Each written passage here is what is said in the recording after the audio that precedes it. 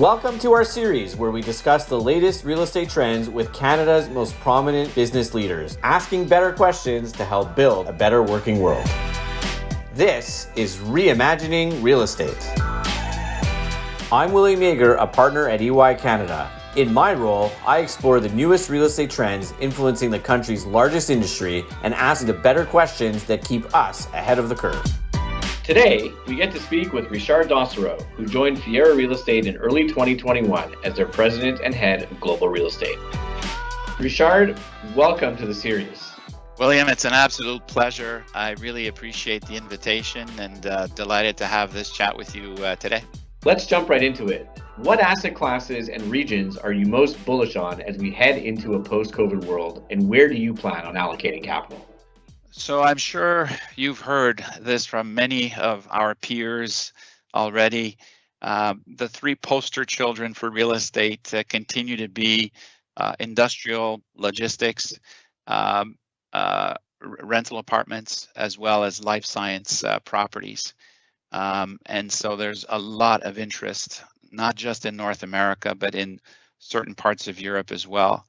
And we're no different. We obviously would love to own more of those in our portfolio. I think one of the things that helped us weather the pandemic storm in 2020 is the fact that we proactively, several years ago, decided to overweight industrial properties in our portfolio.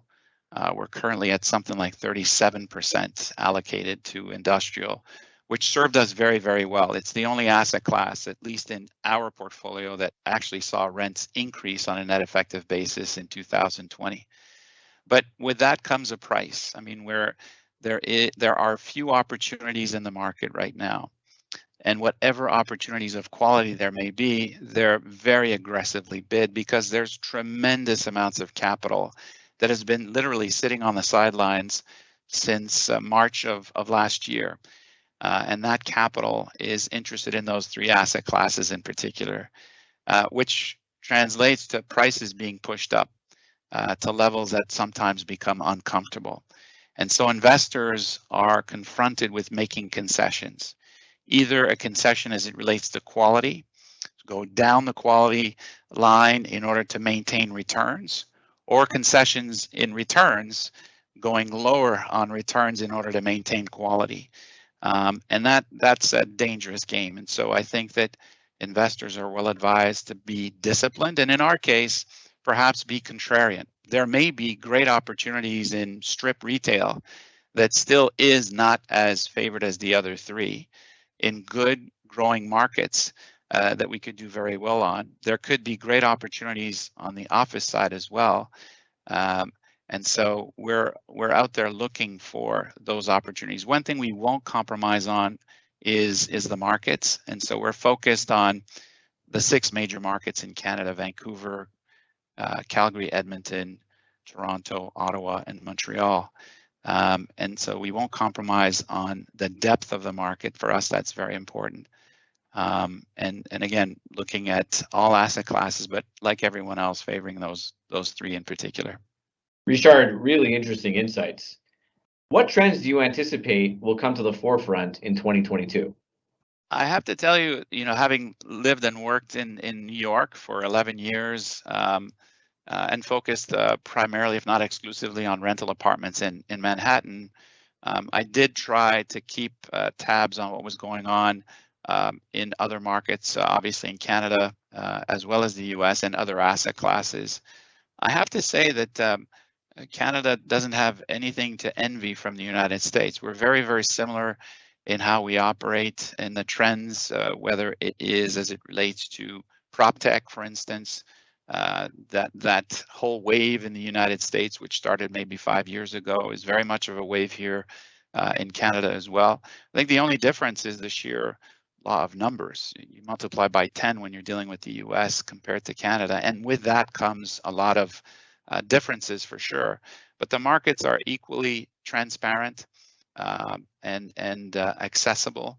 There are great opportunities on both sides of the border.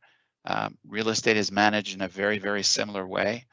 I would say in one thing which is relating to the pandemic, where I think Canada performed better than the United States actually is as it relates to the federal government's assistance with tenants who, as you know, struggled tremendously through the pandemic, some more than others. And the assistance programs that were offered by the Canadian federal government allowed for landlords to be able to continue to pay their mortgage and pay their expenses and maintain their properties. Were it not for that, the tenants simply would not have been able to make it. And that program, which I understand is being extended till September, is critical in the survival, particularly on the retail side. And that's why I think many retail landlords are able to confirm that their collection rate is in the 90s, which is phenomenal given that many of their retailers occupying space in their buildings weren't even open for business. In the US, they did have similar programs, but it was a feeding frenzy. The information that I was privy to confirmed that firms that honestly weren't entitled to the assistance, made off like bandits. And so the program was not as well conceived and did not impact more as directly those that needed it the most. And so very proud of the fact that the Canadian government in this case did very well. Not to suggest that they do well on everything, but in this particular case, they did well. Richard, really impressed with the thoughtfulness of your answer. Fiera is really fortunate to have someone like you at the helm. And Richard, thank you for joining us today.